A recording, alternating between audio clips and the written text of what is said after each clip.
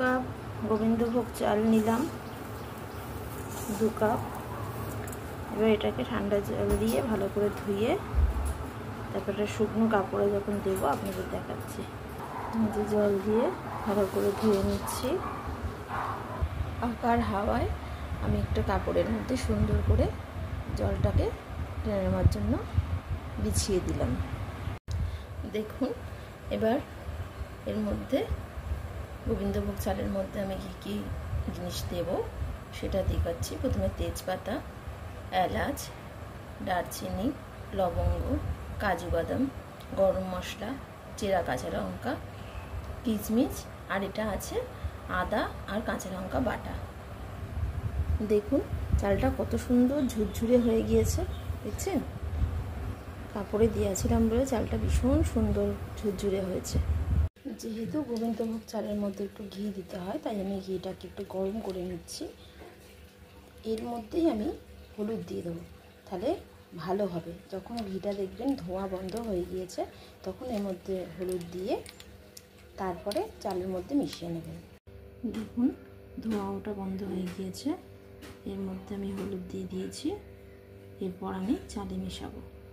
দেখুন এবার যে আমি ঘিটাকে গরম করেছিলাম ওর মধ্যে সমস্ত হলুদ মেশানোর পুরোটা দিয়ে দিলাম।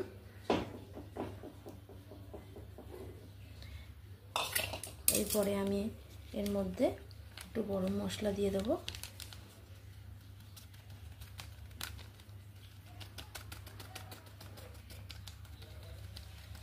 এক চামচের মতন দিচ্ছি, আমার বুঝে একটু গরম মশলা দিয়ে দিলাম।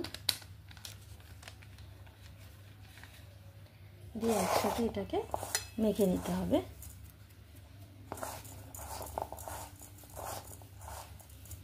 এরপর এর মধ্যে অল্প করে আদা আর কাঁচা লঙ্কার পেস্টটাও দিয়ে দিলাম। এবার ভালো করে মেখে নেব।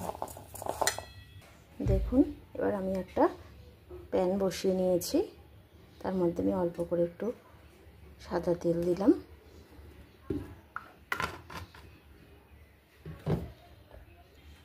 কত সুন্দর ঝুরঝুরে হয়েছে দেখুন।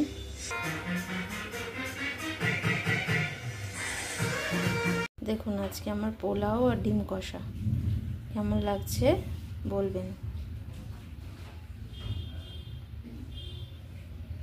কত সুন্দর হয়েছে। জানি একটু মাংস হলে ভালো হতো, সে খাসির মাংস হোক আর যাই হোক। দেখুন আজকে আমার পোলাও আর ডিম কষা। জানাবেন কেমন হয়েছে। Bye bye.